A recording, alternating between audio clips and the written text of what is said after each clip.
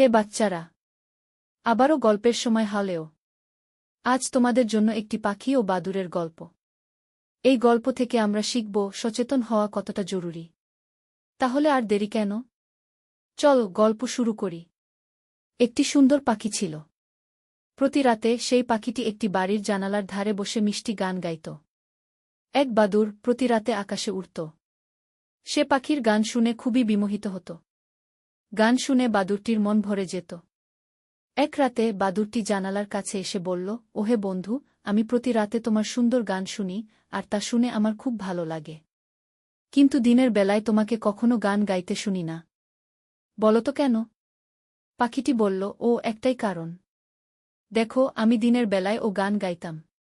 কিন্তু একদিন গান গাইবার সময় আমি ধরা পড়েই গেলাম, আর আমাকে বন্দী করা হল। তখন থেকেই আমি শিক্ষা পেয়েছি, আমি আর দিনের বেলায় গান গাই না। বাদুড়টি একটু ভাবল। তারপর বলল, ওহে বন্ধু, এখন বুঝলাম সচেতন থাকা কতটা গুরুত্বপূর্ণ।